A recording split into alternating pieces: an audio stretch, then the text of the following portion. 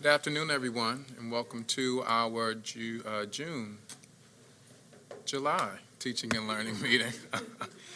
We're going to get started today by having our teacher and principal pipeline update.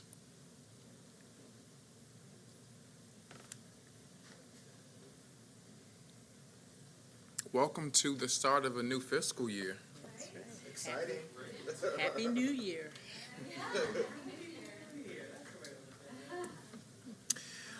And what I'll do with this is allow the presentation to happen. We'll reserve our questions until the end. Oh, a new year, a new way. You can ask questions whenever you like. Good afternoon. My name is Ashley Stewart. I serve as the Executive Director of Talent and Organizational Development within Human Capital. Good afternoon, Roxanne Ford, Director of Principal Leadership Development. Sarah Deal, Executive Director of Recruitment and Staffing. All right. So I believe the last time we were in front of you was in the late spring, around March time. We tend to come in front of the board about 4 times a year to give some updates on our pipelines around teachers and principals. The purpose of our conversation today is really to update you in the environment of where we feel like we are recruiting and helping to retain top talent for our schools. And just wanted to sort of make sure that we're clear that the work that we've put in place, the progress we've made to date, and the work ahead. It's July 2nd. We have a couple of more weeks before school starts. And so what you'll see is the progress we've made to date, but knowing that the landscape is always shifting until we get to opening of schools. But we thought it very important to come a couple of months after we've last spoke with you, just to make sure you're clear about some of the major pieces that have been moving in human capital in terms of our pipeline development. So this slide, I think you've seen in the last couple of presentations. It is just to focus our conversation today around the blueprint priority of leadership. As you can see here, we are building a leadership pipelines and what we call a career lattice that can link to each other. Moving from left to right of the slider screen, you'll see that we are using multiple sources to bring in top teacher candidates. Some of those teacher candidates really enjoy and continue their work in the classroom, and others move on to other leadership opportunities throughout the district in their careers. And so in that next bubble, the orange bubble around the leadership opportunities for teachers, you'll see that we have several examples of here along our career pathway program for teachers that are available to teachers as they move across the arc. And what we've seen, and you'll hear a little bit from Roxanne in her presentation, in the green is our quality sourcing for principals and assistant principals. We are seeing more and more of our teachers moving into assistant principal and principal roles, which makes us very happy at the district here. We also have outstanding quality external candidates as well, but it's important to us, and we've heard you loud and clear, of the importance of building an internal pipeline that's strong, filled with quality staff who know our young people, know our communities, and are committed to making sure that all of our students lead and thrive. And in that yellow circle, you'll see leadership opportunities for principals and assistant principals. And under that, it could be a very, very long list of things. That's not the focus of our presentation today. That really is about our retention and our development of principals that Roxanne and her team leads, but just a couple of highlights there just to make sure we're all clear what we're talking about. We have the transformational principal pathway and the 100% project model as a way in which we are supporting our top talent in principals and APs to stay in the district and to ensure that their schools and school communities are thriving. Here is an example slide of of how our talent pipelines, whether it's coming from an internal or an external source, is working in one particular school building. Here, this example is Commodore John Rogers. I won't read all the call-outs to you, but I think it's important to highlight a couple of things. Each color represents a different staff population. So if you see that top left one, the blue band, the 26 of 48 teachers who are affiliated with our external pipelines, BCTR, TFA, and UT, including 10 of the 12 special ed and early childhood teachers. In this one school alone, you see we have 26 of the 48 teachers have come from these pipeline sources. If you were to come down just maybe 3 more in the blue, you'll see that the principal of Commodore John Rogers became a teacher through TFA. And so we are seeing more and more just really strong connections across schools where our external pipeline efforts and internal pipeline efforts are helping to fortify our staff in terms of them being retained and in terms of them coming from our communities and helping our young people. And that second to the top, the green bucket, the principal residents that have come through Commodore John Rogers have come through Coppin, UMBC, and Notre Dame. I think it's important just to lift that up because we work very, very hard to ensure that we are connecting with our local HBCUs and local universities in the state of Maryland, knowing that if we took every single graduate from every single Maryland university, we still might not be able to fill all of the need that we have. But we work really incredibly hard to ensure that we are going through even sometimes non-traditional degree programs to bring in teachers to the district who are committed to the city, are committed to our young people, and continue to be role models for our young folks. So this is just a sampling of, you see from Commodore John Rogers, and if we pulled multiple other schools, you would see various call-outs like this where our internal and external pipelines are ensuring that we are fully staffed and helping us to ensure that our folks are prepared for their work. For our conversation today, we're just going to share a couple of updates and highlights from our career lattice work.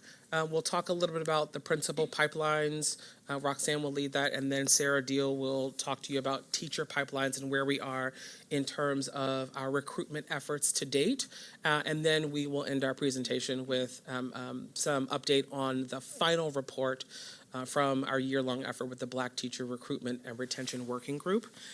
Just a footnote there, if you haven't seen the recommendations that the Black Teacher Recruitment and Retention Working Group put out, we're happy to share that with you.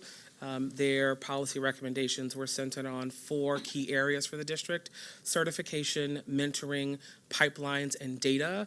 And we're happy to report that there's really strong work happening within human capital across the district to further their policy recommendations, even though they were just announced last month. So we'll talk a little about that as well.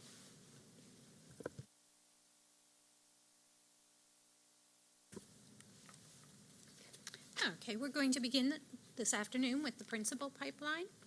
And looking on this slide, you can see we are set up this year to have 15 schools that will have a new leader for the upcoming school year. The schools are listed. Of this list of schools, there are 2 that had principals that retired at the end of school year 18-19. And we also made some principal changes just based on fit for school. So we were intentional about making sure that our principals are also leading the correct school for the maximum benefit. Of this group of principals, we have 8 who will be first-time principals for the upcoming school year, along with the 5 that I indicated will be moving to different schools. As you can see, the majority of these principals have been promoted from other city school positions. In addition, for our assistant principal, we are looking at 2 years worth of data because last year was the first year where we began the assessment center again, so we have 2 years of data of really starting to develop our assistant principals and look at how we can maximize those folks and really prepare them to move into leading our schools as well. So we do have quite a few first-time assistant principals over the past 2 years, and the majority of those are internal candidates that have come from leadership roles within the classroom, within the schools.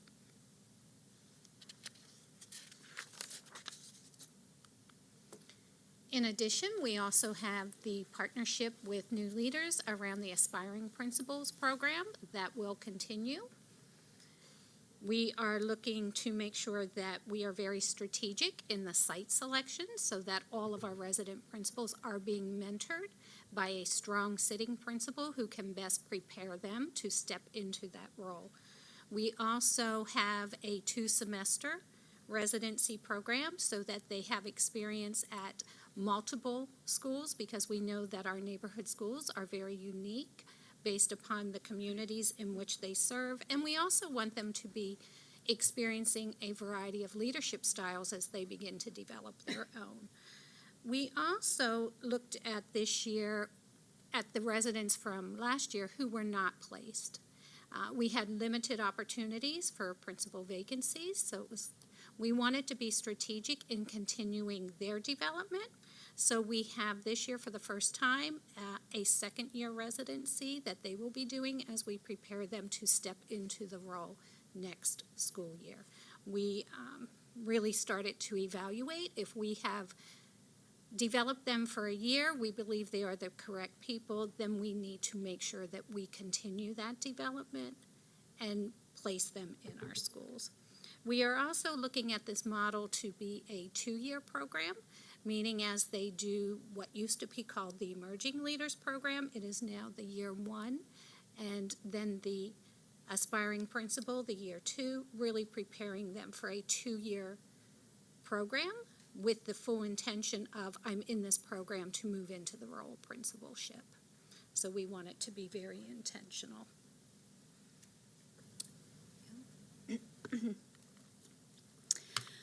All right, so let's talk about teachers. So I believe that we have about 7.5 to 8 full weeks left before the start of school, and we have an extraordinarily ambitious goal of having 0 teacher vacancies at the start of the school year. So we are going to provide a snapshot update, but we certainly have a lot of work to do between now and school opening. So as I believe we've shared, Maryland is a state that prepares only about half of the teachers that we need annually, and so we really do rely on a variety of teacher pipelines to help us fill our vacancies. I believe that in Maryland, about 6,000 teachers are hired annually, and our colleges and universities produce about 3,000. City Schools hires about 500 teachers annually. As you can see, in school year 16-17, about 518 teachers, and then in 18-19, about 555 new teachers. Of those, about 60% of them were conditionally or traditionally certified, and about 40% were prepared through one of our 3 all-route programs. As you can see on the bottom, these are our projections for school year 19-20 and 2021. So we are projecting that we will need about 650 new teachers for the start of the school year. That assumes similar attrition to last year, but that number assumes that we would fill all of the teacher vacancies that we weren't able to fill at the start of last school year.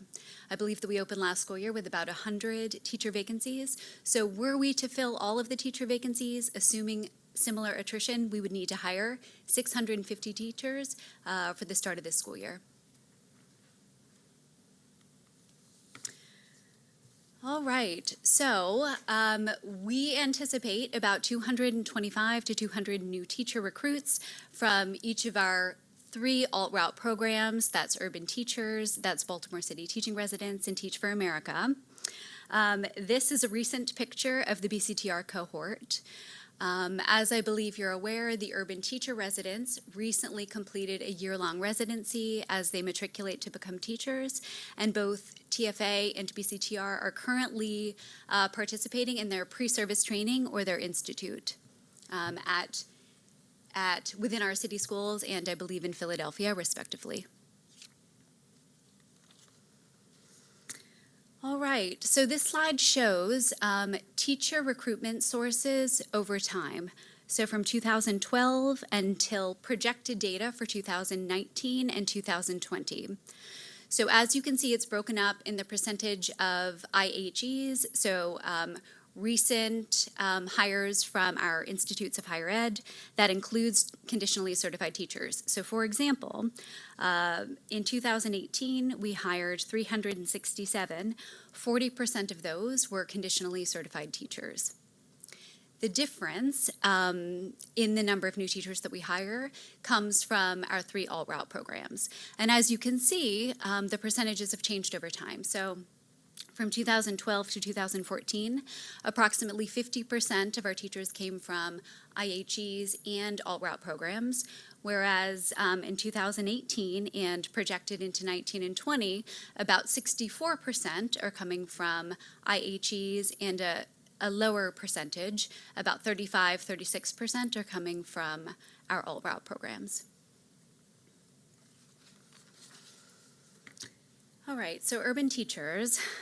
So we anticipate that we'll hire 70 teachers for this school year from the fiscal year 19 cohort of about 85 resident teachers. We're excited to be increasing the centrally funded resident teachers by about 20% this year, with a total of about 100 resident teachers. So about 65 of those centrally funded and about 35 of those are in the schools where they've had partnerships and are funding the positions themselves. And we really are hoping to maintain similar cohorts in subsequent years.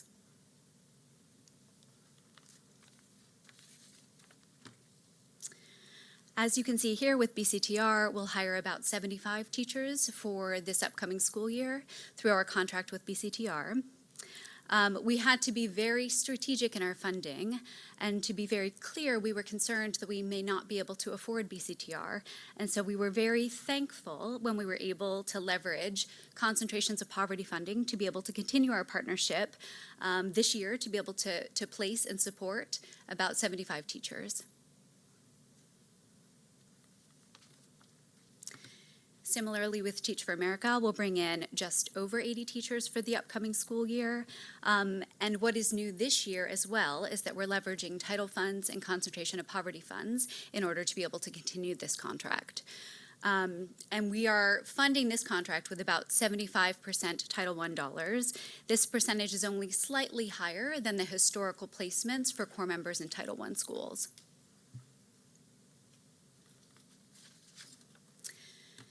This slide just highlights the variety of teacher recruitment events that we participated in over the course of the school year. This really highlights sort of where we've gone. It highlights who participated, both in terms of principal participation, district office participation, but it also really highlights how we've started and continued to leverage social media to get the word out there.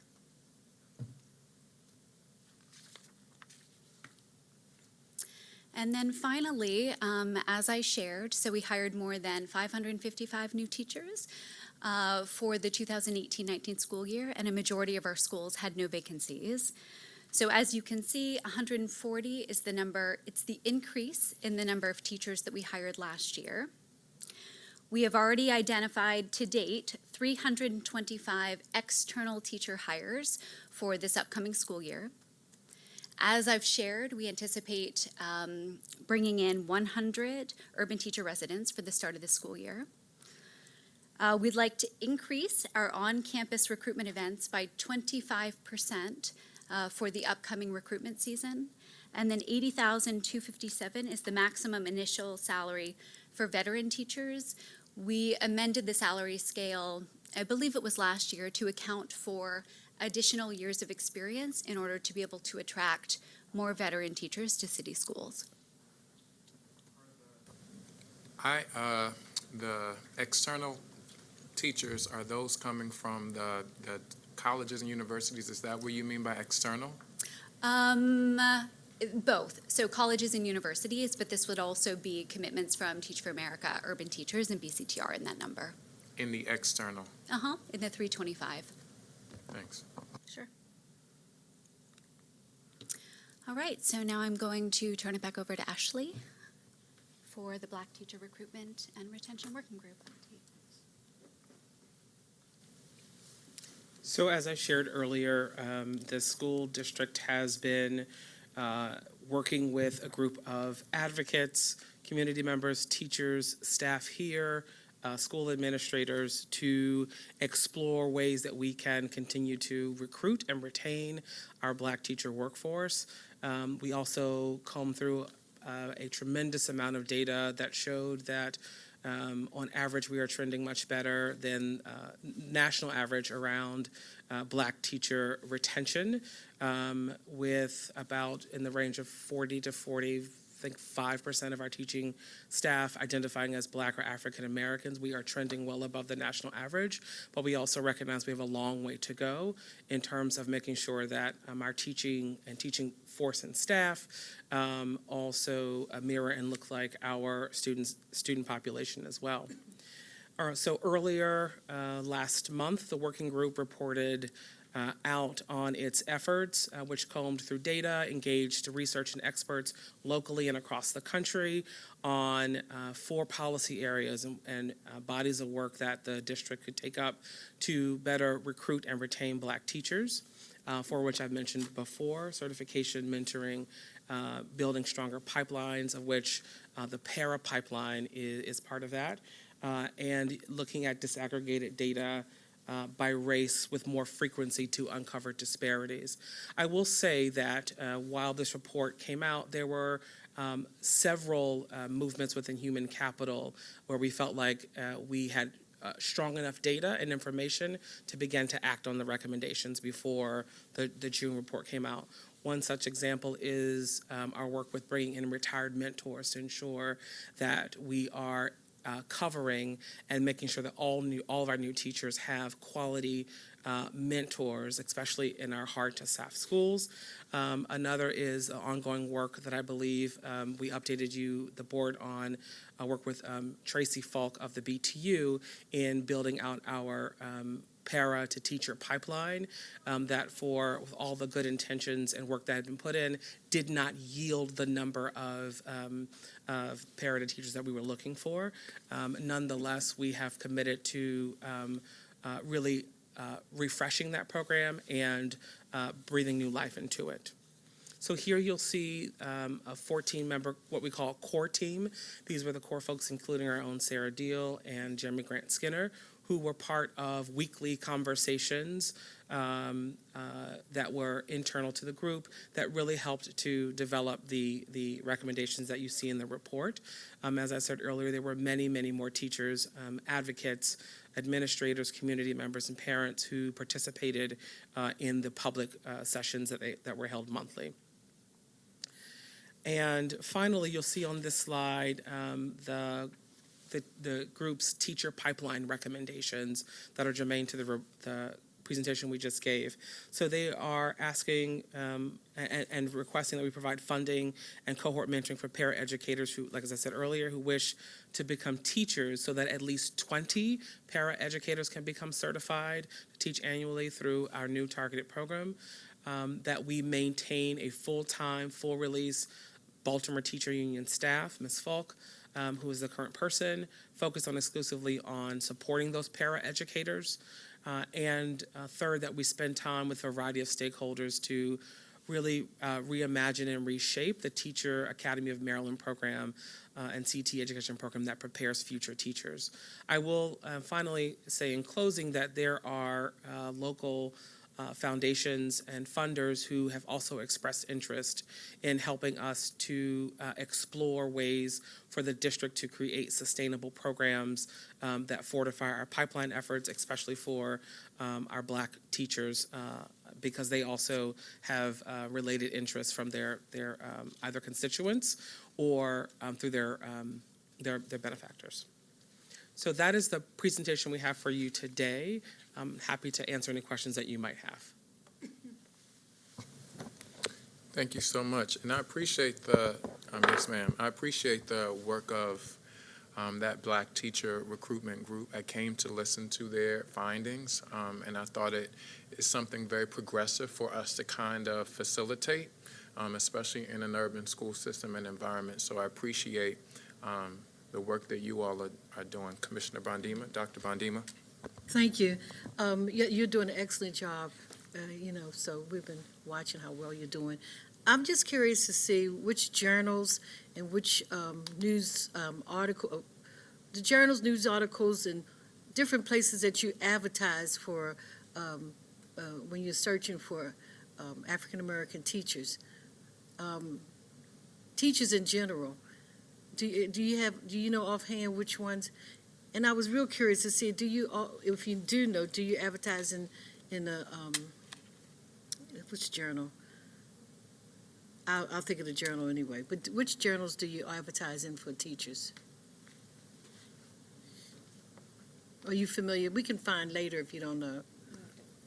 Yeah, we may need to follow up in terms of journals. I know that recently we've done lots of targeted recruitment in terms of working with communications around sort of which groups we are seeking to target, and putting out sort of Facebook campaigns and social media campaigns, as well as leveraging sort of LinkedIn in a more strategic way. Mm-hmm. I'd have to follow up to discern like broader journals or sort of where else we're posting in terms of Ed Weekly or stuff like that, but we can look into it. One journal that you might look at that you might not think about is the Journal of Higher Education. Because all of the universities, they advertise in those universities, in those journals for their students who will be eventually graduating and looking for positions in education.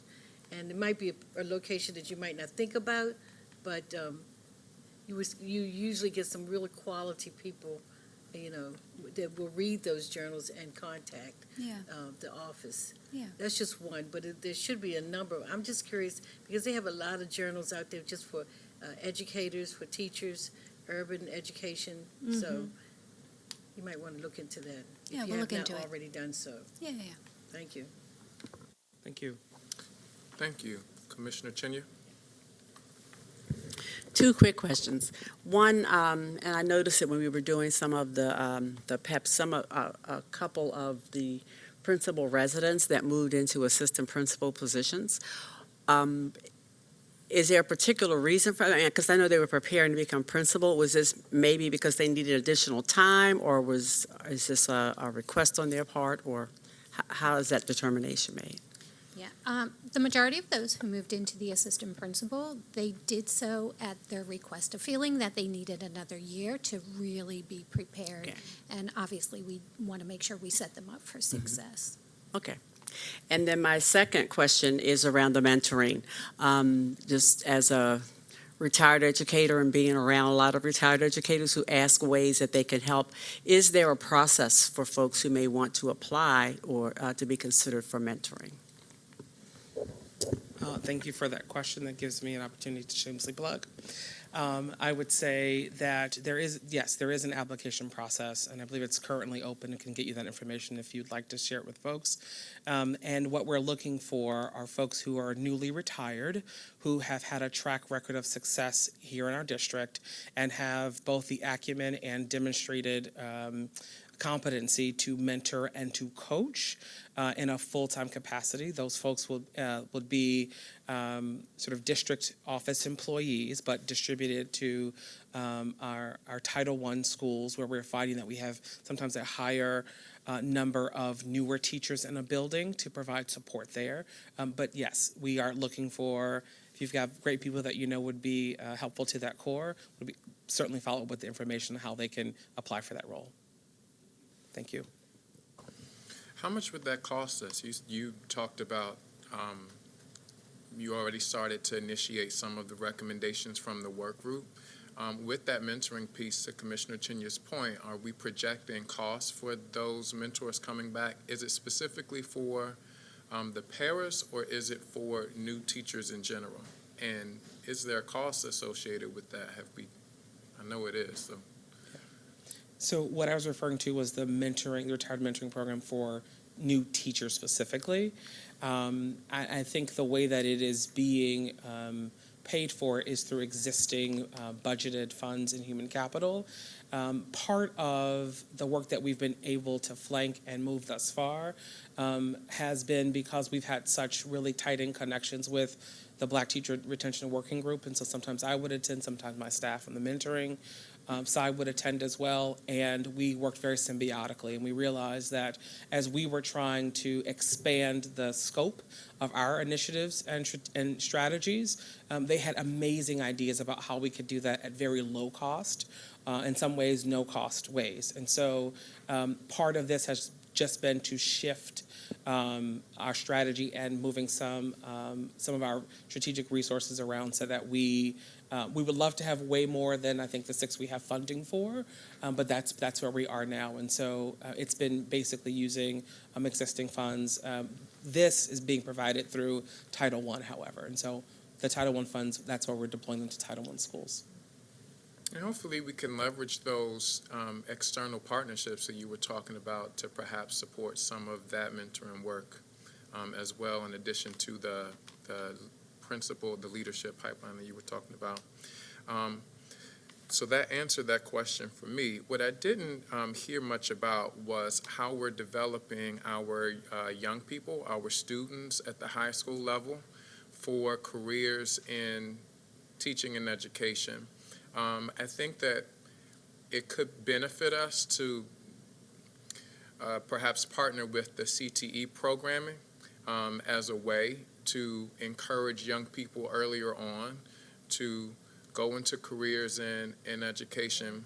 And what I also don't know, haven't really heard of this as like a club or organization, but I know we mentioned it as a board before, the Future Educators of America program in the high schools. I think somehow we have to kind of reactivate those in high school to kind of help us internally with creating that pipeline and spark that interest among our students, and then even be bold. Now, this is a bold idea, Mrs. Stewart, but perhaps could we find some sort of money or partnership to say to a young student, like the mayor has a scholars program, right? If you go to school, you commit to becoming a teacher and you commit to coming to Baltimore City schools and you commit to 3 years, very similar to teach to those external partnerships. Could we do something like that to kind of incentivize college, right? But also to make sure that our teachers are homegrown and pretty much are living in our communities. Commissioner Bonema? You know, I'd like to thank you for talking about that. If you can remember, in one of the board meetings I brought up, we had that program, Project Prime, programs, and you guys are young, programs to inspire, recruit and inspire minorities into education, and it was at several, you remember, right? No, I'm It was- shaking my head. I'm just saying, it was even before then, because that's how I actually went to college. Well, this The was not Maryland that, State this- Scholarship Program. this was in the 90s and going into the, earlier. It was programs to recruit and inspire minorities into education funded by DeWitt Wallace Reader's Digest. And they gave Morgan State University to $3-point-something million, and they placed in several schools, Western, Poly, different schools, and they formed clubs in the school as a product of their curriculum. And the teachers were a part of it. Everybody was a part of it. We now have teachers who are teaching at this moment, and I don't think they're at the retirement age, who were actually a part of that program. And I say this all the time. There are programs where we can try to make an attempt to raise grants or money in order to have these programs, because these students worked through the summer, worked in the schools, but it was all about teaching and encouraging them to go into education. And I think that we ought to think about it, but sometimes you can have that club, like you were just saying, that before you even have any funding to have clubs. They have clubs in schools. And why do we lose teacher education in the schools? We don't have it anymore. And I'm often wonder why. Why did it just disappear? We don't have an answer, right? I don't know if I have a very full answer, but what I will say it is, to your point, Commissioner McFadden, I think we have to be bold if we're going to forge ahead with a sustainable pipeline of our young people into teaching professions. We have been in conversation, folks from my staff have been in conversation with the philanthropic community here locally to talk about what would it take for city schools to actually to fortify an on-ramp and pipeline for young people starting in the 8th grade, right? To get them on a path to teaching in and through college, et cetera. We know that some might divert and go the professional route, might go to BCCC, and so that might be a partnership opportunity there, and some might go into 4-year universities right away. And so we are in active conversation about that. In fact, we are sending just next week 7 teachers and Black teachers and staff to work on an action plan that is being sponsored by Education Trust and Teach to Lead on a program called Hidden Heroes that will extend one of the recommendations from the Black Teacher Retention Working Group in the pipelines portion, which is how do we actually build and fortify a pipeline from student to teacher in our district. And we want to do so in a way that I think builds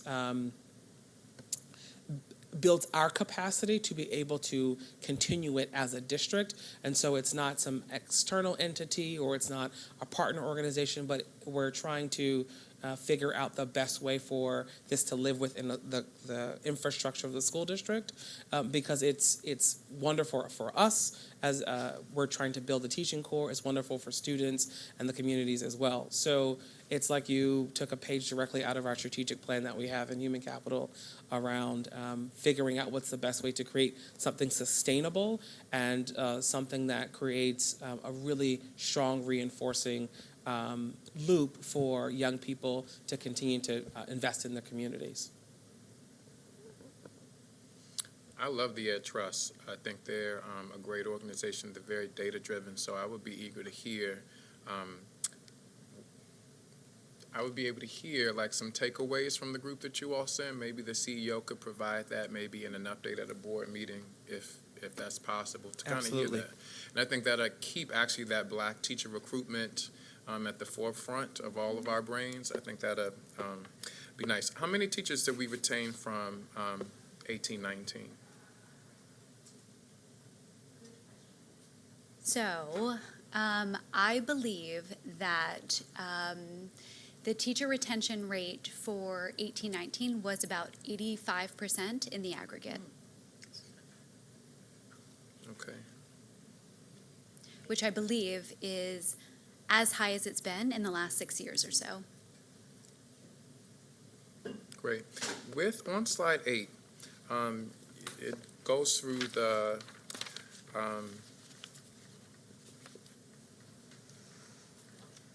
right, these assistant principals. I raised a question before about the evaluation process of the assistant principals.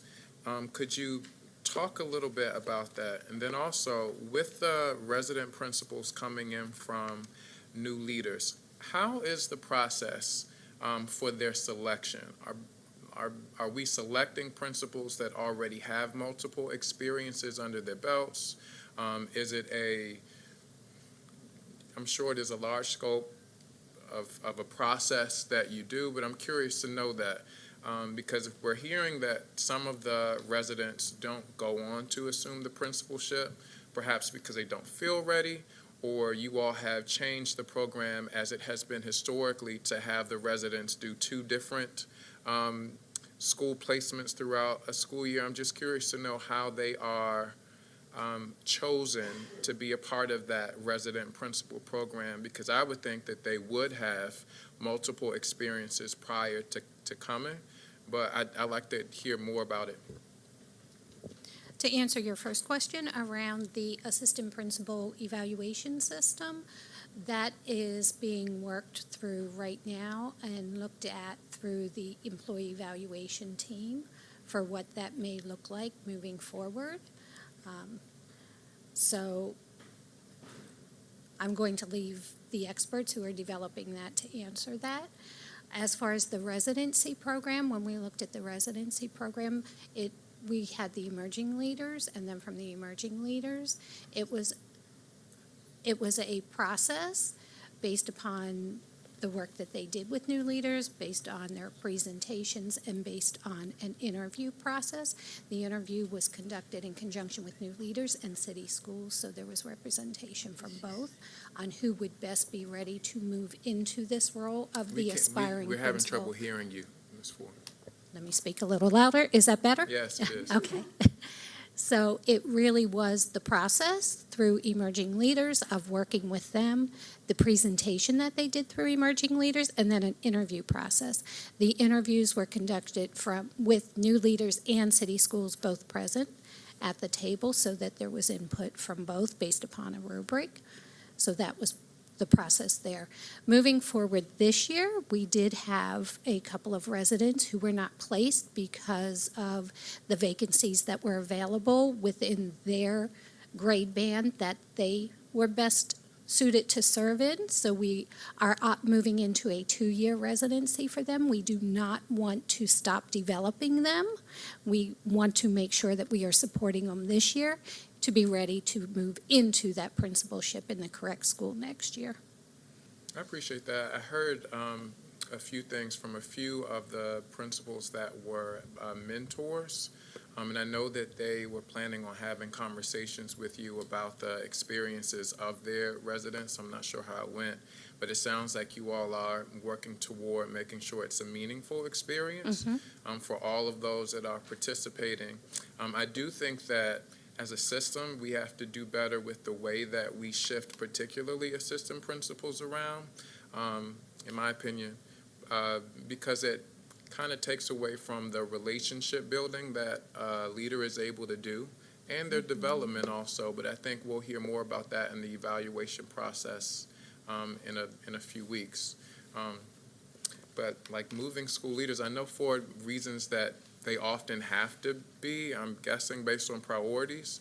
I just think that with a lot of movement comes changes in student achievement, changes in the culture of those schools.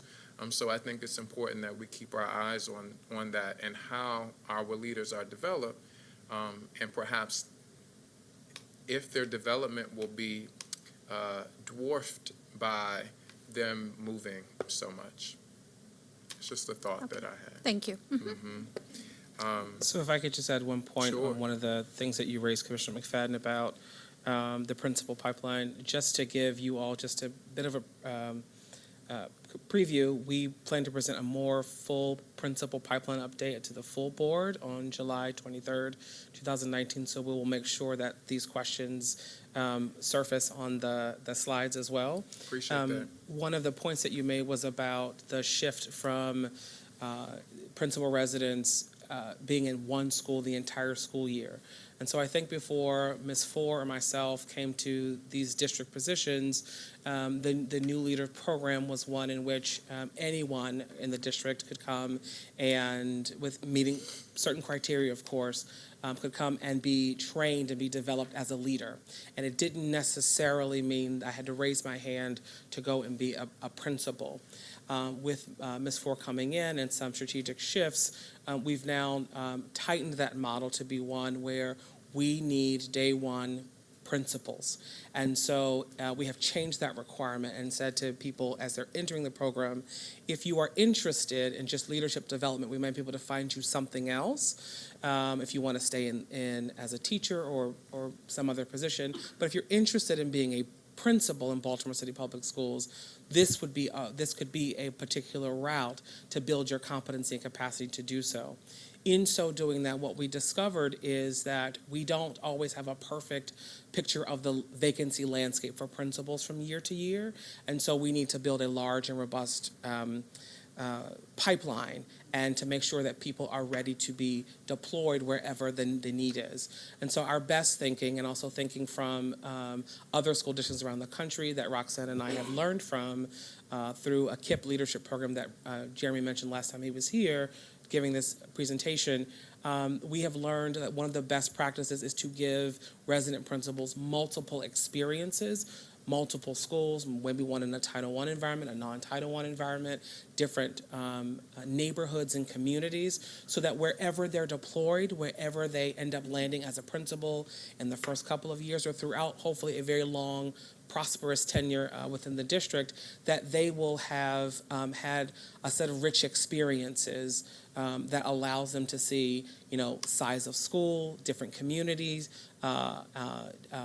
language sometimes, and the nuances of what our district has to offer, so that we're not just so that we're fully preparing principals to be able to move where the needs are. So that was part of the reason of wanting to going to a model where they're getting multiple exposure points. That's one thing. The second quickly thing I'll say is, as to your point, it has to work for both ends. It has to work for the principal resident, and it has to work for the receiving mentor principal as well. What we know of our principals and our principal residents is they all have different strengths and growth areas. Sure. And so the movement from one school to the next gives principal residents an opportunity to be under two different leaders and to be under two different leadership styles, to think about really how they want to show up as a principal. The work that Roxanne and I and her team does is to hopefully minimize the impact that the movement has on students and has on the school community. We also recognize there will be some impact, but it is it's our work and our hope that the impact on certainly student achievement is minimal, because they know this going in. This was our first year at it. Roxanne got a lot of good data from the mentor principals and the resident principals, so there'll be some things that will be tweaking and shifting and tightening for future years, but we think what we have put in place is really going to be an accelerant for our principal residents, because, as you know, one school to the next school be very, very different landscape. I appreciate that. How is the leadership development different for, or if it is at all, for our intensive learning sites? Is there a difference in the way that leaders are developed to go into those schools, or no? Is it all pretty much the same? And I'm only asking because those sites the needs are typically different than, I guess, the majority. So is there a difference in the way that leaders are prepared and developed to serve those schools versus our schools without those intensive sites? Commissioner McFadden, are you referring to principals who are already in place or principals who might be placed into an intensive learning site? Principals that may be going in, because I think that this is kind of something different, that we're starting with intensive learning sites prior to years past. So is there a difference, which is what I was at, and it may not be a difference, but I'm curious to know. And with the star ratings too impacting all of that, I'm just curious to know if there's any difference. So in terms of the intensive learning sites, I don't think we have many examples. So last year was the year we picked the first year of them, so middle of the 2018-19 school year. And so obviously those were principals who applied and were selected. This year too, remember the way we're choosing intensive learning sites now is that people are applying to do it. Okay. So they apply. I mean, I guess I didn't double check to make sure that none of the people who applied then left and now we have a new principal, but I don't think so. Yes, I don't think we've had that situation you're talking about. It's a good flag in case we have that, but we've been very intentional about having schools apply, because we want to make sure that the school and the teachers are on board, that they really want to do this work, because it's to your point, it is very serious commitment. So we want to make sure that the school leadership and the school teachers are on board with it. And if I might add, I would think that the key for support there is not so much in terms of the people who are assigned there, but the ongoing support that the principal and leaders will receive at being a part of that. So, there may be a baseline in terms of people who are ready to go into principalship, but then depending on the types of programs in your school, you can get additional ongoing professional development and support. Thank you. Are there any other questions? Thank you all so much. Thank you. Thank you.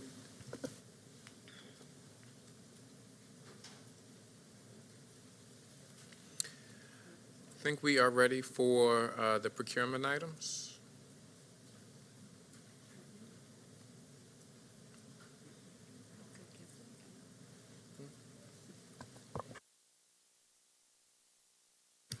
Good afternoon and Happy New Year. I'm Joe Vogel. I'm the Interim Director of Procurement. We have a rather full agenda tonight.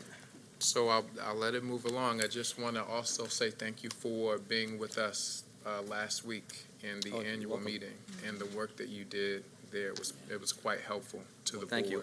In the, not so much these, but as you see some board letters come forward in the future, there will be some changes as we talked about in that meeting Friday. So thank you very much. Okay.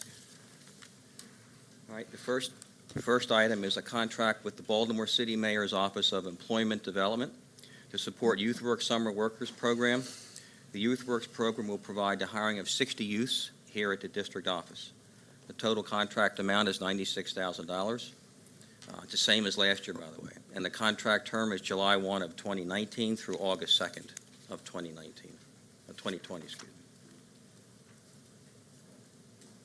The next is a contract with the International Youth Foundation to support Baltimore Summer Skill Builders Program.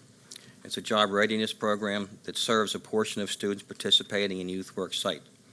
The Skill Builders Program also consists of IYF evaluation staff and monitoring to continue to focus groups and collect and analyze data on the program's success. Total contract amount is $29,100, and the term of the contract is June 20th of 2019 through August 10th of 2019. The next is a contract with Baltimore School for the Arts Foundation for the purpose of supporting BSA by engaging part-time staff of professional artist teachers to provide instruction in the school's visual arts, instrumental and vocal music, dance, acting, and stage production programs in high schools, and to work in gaining skills, the TWIGS program. The contract amount is $1,121,648, and the contract term is August 1st of 2019 through July 31st of 2020. Now, looking at this funding source, they've already allocated for this within their budget? Yes, as part of our review of our PROTS and our PRC committee, we do have a member of finance there, and they do check these as we go through these.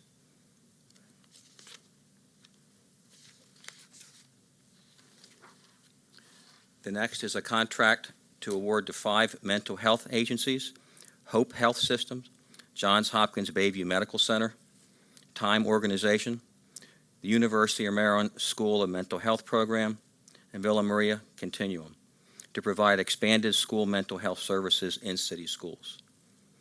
The estimated total contract amount is $2,250,000. Contract term is July 24 of 2019 through June 30th of 2022. The next is a contract with the Literacy Lab to provide early literacy intervention services to students age 3 to grade 3. The estimated annual amount of the contract is $1,089,000. The contract term is July 24th of 2019 through June 30th of 2022. I would like to have with this item with the Literacy Lab, if possible, a list of schools that will be involved with this.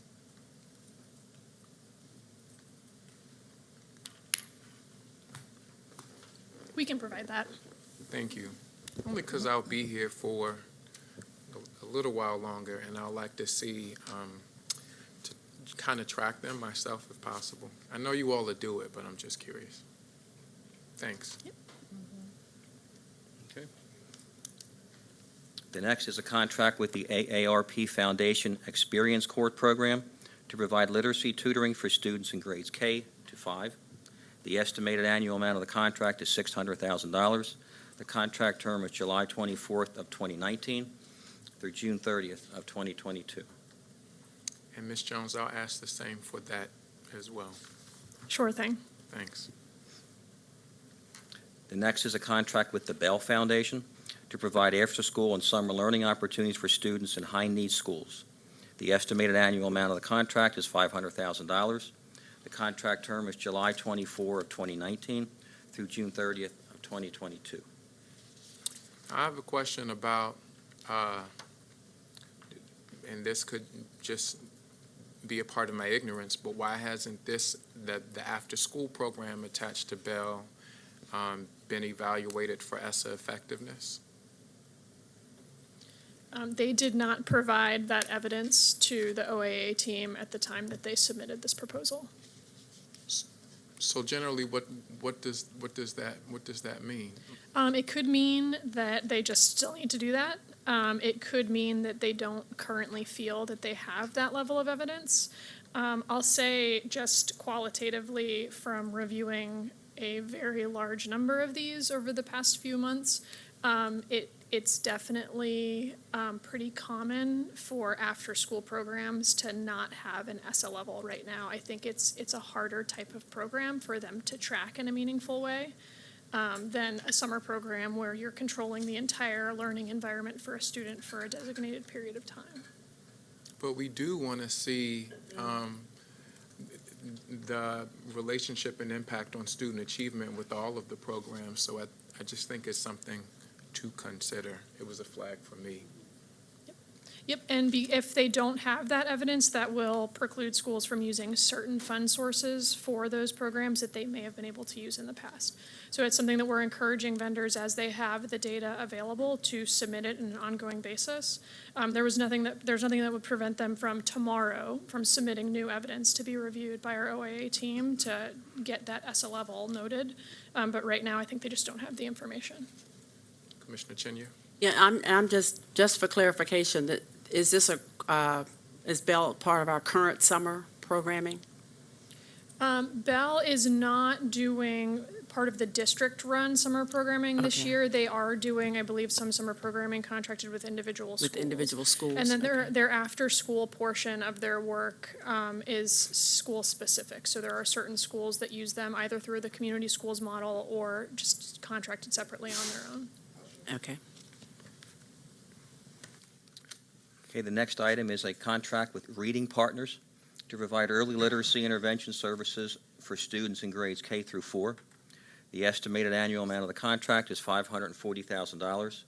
The contract term is July 24 of 2019 through June 30th of 2022.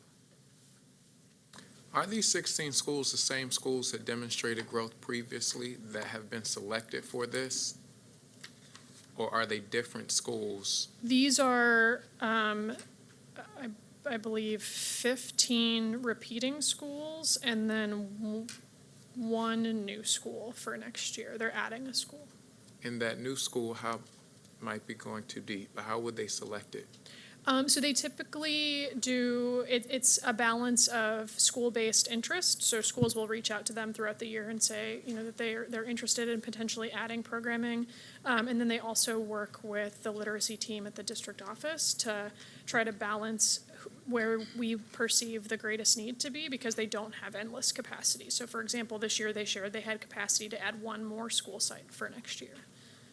Thanks. You're welcome. Next item is a contract with the YMCA of Central Maryland to provide after-school and summer extended learning opportunities to students in elementary, middle, and high school.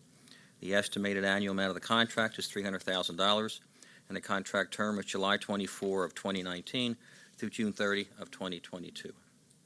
So it's the same thing with Bell maybe here, which is why they don't have the ESSA evidence rating or of effectiveness.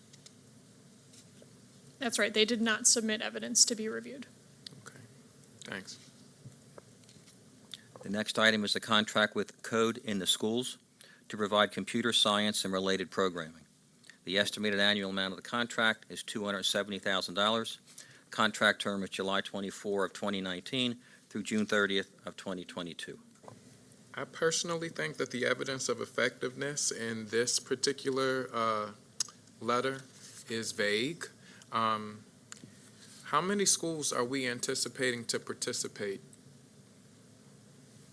with the code? Do we know? Is anyone here?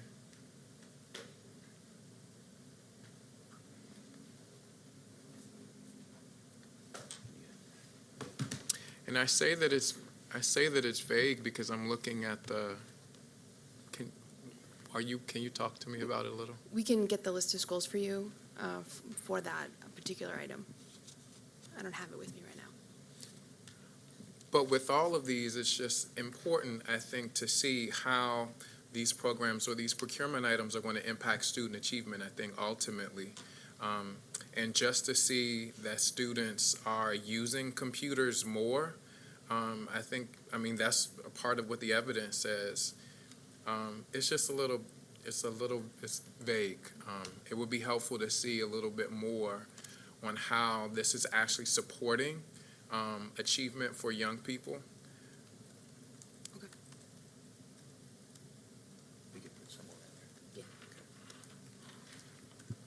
I mean, it's a 10-week program, but we also want to see how it is impacting their learning in other curricular areas as well. Thanks.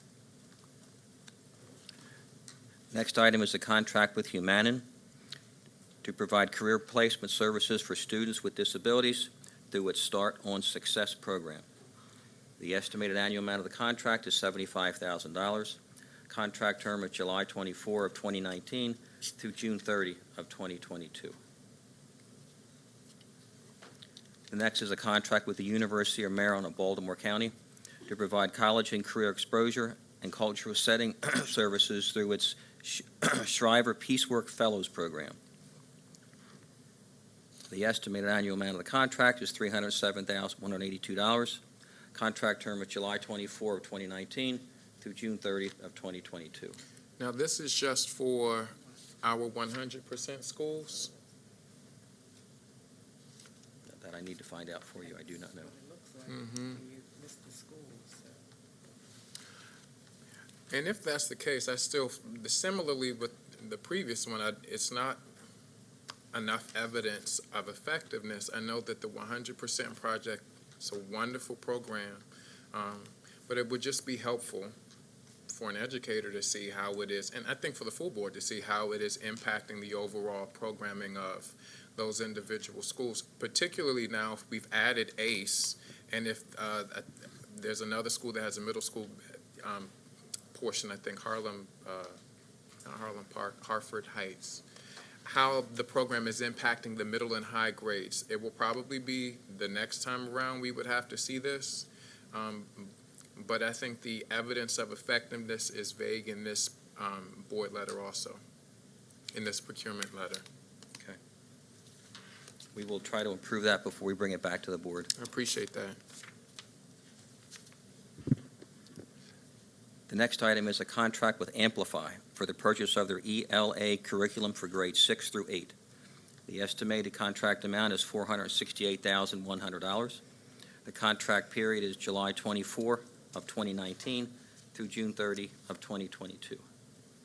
I know we have folks here, and you probably don't, you can respond to it now, but I'm curious to know the quantitative data that supports how this impacts student achievement, and a bit more on the alignment to our wit and wisdom curriculum for the sake of the board, so we know that it's a complement and not something that will be put on the back shelf and won't be utilized to actually support the achievement of our young people.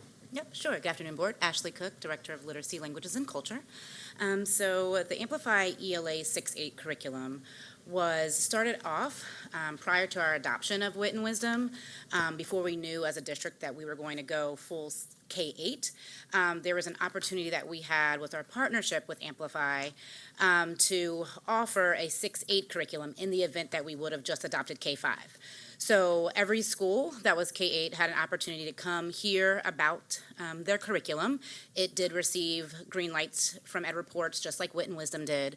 And we had 9 schools this school year that decided to implement the curriculum. The schools that decided to implement it, it has a really high tech component to it. And so the schools that decided to pilot the curriculum were schools that were really interested in kind of the hybrid model of the tech and the print-based tasks.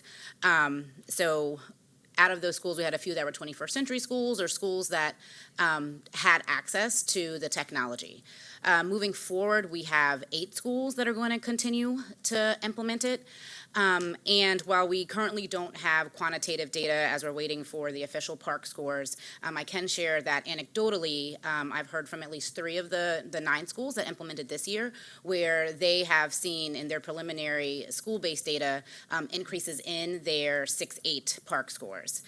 So we won't have any quantitative data to share until we have our final park data as a district. But right now, anecdotally, at least three of the 9 schools are sharing that they have seen some increases in how their students in 6 to 8 have performed. You had asked Commissioner McFadden, how does it complement Wit and Wisdom? So in those 8 schools that are going to continue, they do implement Wit and Wisdom K-5. This will be their 6-8 curriculum, but very much like Wit and Wisdom, it does have a knowledge build. It does have the component where students are reading full novels and the integration of standards, so all of the comprehension for reading, writing, listening, and speaking. It just came at a time, and those schools signed on at a time when we weren't sure that we were going full K-8 versus K-5, and the 8 of the 9 schools are deciding to continue. That's good. I mean, it's good to know. So then when we are looking at, or when we're analyzing the park scores or the standardized scores, we'll kind of be looking at 2 separate practices. In a way, we'll be looking at our students that had the Wit and Wisdom curriculum and then these few schools that had the Amplify. So the practices are pretty much the same, I think, in terms of like access to, that the topics are different, but in terms of like practices and integrated standards, that is similar. Okay. But yes, we are looking forward to being able to disaggregate those 9 schools and their 6-8 data to see how they compared. Thanks. Thank you. I appreciate that. The next item is a contract extension, a 3-year contract extension with Amplify. It includes the renewal of M-Class Reading 3D with Dible's 8th edition Literacy Diagnostic Assessment and Amplify Atlas 2.0 and associated professional development and coaching support.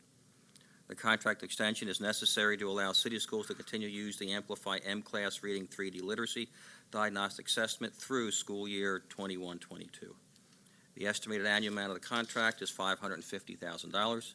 Contract term is July 24 of 2019 through July 31 of 2022. Next item is a contract with Villa Maria.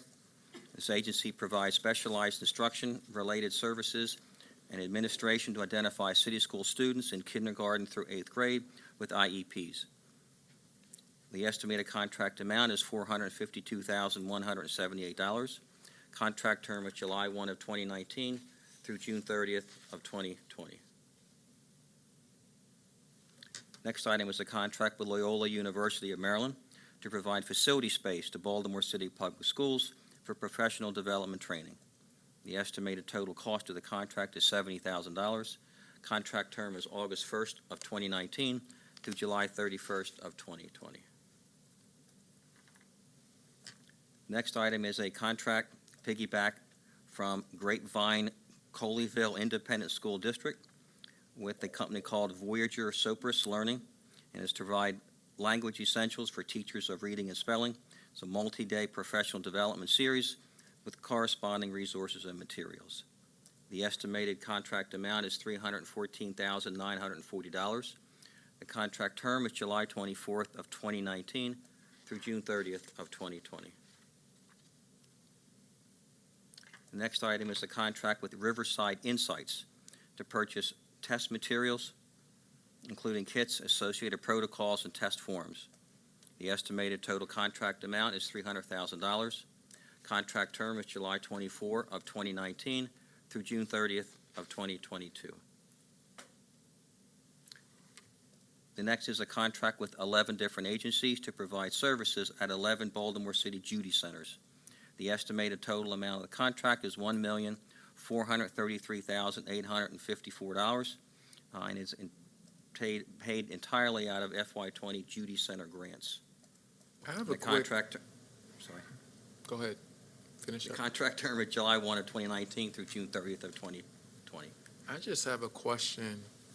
and maybe Commissioner Cheney, you can think about or respond, but how are the Judy Centers selected? Okay.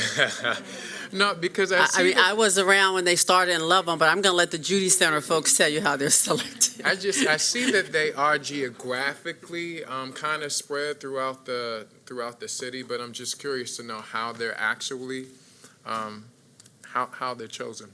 So once a Judy Center is chosen, the goal is to keep it in that community versus moving them around. So at the point when they were selected, it was based on high-need areas and geographical locations, with the attempt of providing resources in the areas that would need it the most at the time.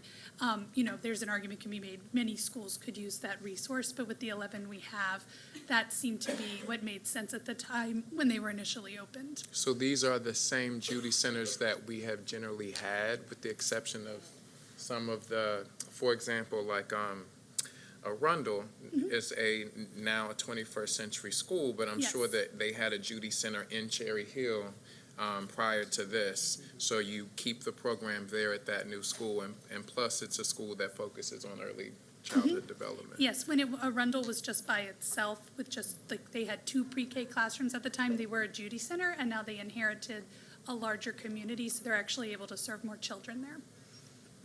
By the way, I think he should go visit that one. It's great. absolutely fantastic. Yeah, no, it's wonderful, yeah. Those new buildings are great. How many centers do we have? I know you. 11. 11. I think we had a big discussion about that before at one of our board meetings. Thank you. Thanks. Thank you. I'm serious. Go visit. I am. Let me write it in big print. Okay, the next item is a contract with Colleen Ray's LLC to continue to provide training and professional development related to the use of City Schools instructional framework and rubric, and to facilitate the identification and norming of new classroom videos that will be used for future professional development, and the assessment of City Schools qualified observers. The estimated contract amount is $46,600. Contract term is July 24 of 2019 through July 23rd of 2020. I have, with that one, we're paying outside contractors to train our observers on how to align observation and evaluations for our own instructional framework. So I saw that Colleen, Ms. Reyes, was a part of the initial group that helped to develop the instructional framework as it is now, but it would just seem as if internally we would be training our own. I know that everyone's spread, but we would be training our own folks on our instructional framework. There's an increase in $6,000 from the previous contract. What's changed for that $6,000 increase? And soon, it is my hope that we'll start to see more of our internal leaders developing and rolling out this type of development for our staff. We just got finished talking about pipeline and stuff like that. I'm curious. Yeah. Hello. No, I think that's a great question, and I'm excited for the opportunity. We have another contract that's gone through with the board for Power School, and that is an opportunity to leverage an online platform. So I do think that we can, using some of those infrastructure pieces, increase our internal capacity for getting training out to folks and reinforcing the training in different ways than we've been able to before. Something that is unique about Colleen's support as we go through this transition is the ability to help us make sure the content for that training is in line with the intent of the instructional framework rubric, based on her experience with the district. But I do hope that these contracts complement one another as we work toward that. For the money, I just think we can support folks that are already in our system to kind of do this work. I appreciate what you're saying, but it's my thought process. Yeah. And it also, I want you to understand that it is coming from my perspective and not the perspective of folks that are living and breathing with this all the time, but Yeah. thanks. Absolutely. And the increase in 6,000, why are we increasing it from last year to this year by that 6,000? Yeah, absolutely. So one thing, and that's also great because I can go a little bit more deeply into the type of outputs that we're going to get from this work with Colleen this year includes training, the professional development resources, and the updates to the instructional framework rubric itself. And this comes from feedback we've heard from educators, from school leaders. Our instructional framework rubric is one which we have used for going on 7 years, and the opportunity to make sure that the language in the rubric aligns with our current curriculum, reflects the expectations of the College Career Readiness Standards, is something that we're excited to work on with Colleen. So some of that increase is actually related to work on the rubric updates. So we don't see that as being an ongoing cost, but one which her level of expertise can help us do well. Thanks, and I looked up her, she works with the debate, the Baltimore debate. So she's pretty much based here and understands the needs of our schools and our young people. So Commissioner Cheney, did you have something? No, I was just checking, as you were talking about the increase, sorry. Yeah, oh, absolutely. Checking your budgeting. Thanks. Okay, thank you. Thinking out loud. Next item is a contract with the New Teacher Project to provide Baltimore City teaching residency and alternative teaching certification program. The estimated annual amount is $661,500. The contract term is July 1 of 2019 through June 30 of 2022. In this, I just see high need subject area. I'm curious to know what a high need subject area is. All of the areas with high need. And then out of the 900 applicants, only 55 are selected to participate. Is that based on the amount of money that we're allocating? That's the capacity that we can manage, or is something else happening there? Got it. And one more question. Yeah. What happens to the money if folks drop out of the cohort? So we award it now and they still receive it and they just hold on to it, or do we get something back, or no, or they have to pay something back? Like, what happens to the money once those cohort members drop out? Got it. Okay.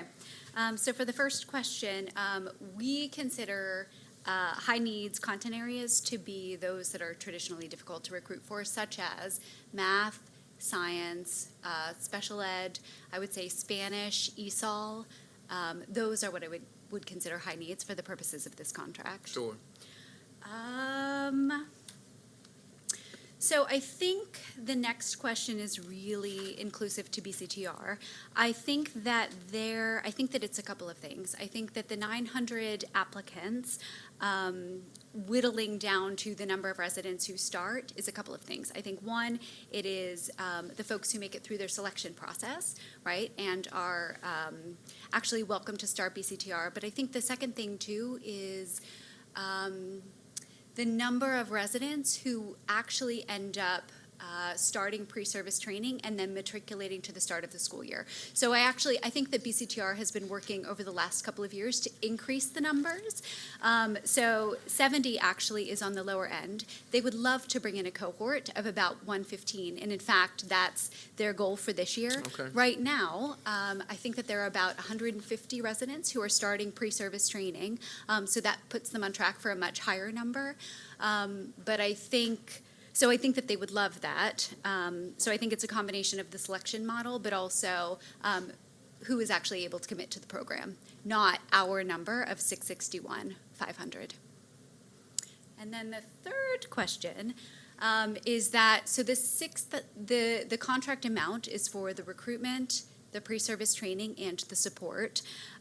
We do not, if a certain number of residents don't matriculate or quit during the school year, we don't get a percentage of that back. So we just we lose it if they drop out. Yeah, Yeah, that's right. It's not Never based get it on back. per pupil. It's the I get it. It's just the never get it back. I get it. No, but I understand what it's for. So thank you for clarifying that You're welcome. for me. You're welcome. Thanks. Sure. You all slammed us with procurement items today. I don't think that I've ever seen a list of procurement letters as long and lengthy as this. That's how There are you some that are get pretty us long here. for this one meeting. No, that's it. Oh, one more. Yep, and He didn't believe me. And the last one is a contract with, bear with me here. It's a one-year contract extension with NCS Pearson. They were formerly SchoolNet. The contract extension is necessary to receive ongoing services, which include software maintenance, support, and on-site professional development and training. The contract period is July 1 of 2019 through June 30th of 2020, and the contract amount is $355,401. And that's the last one. Thank you.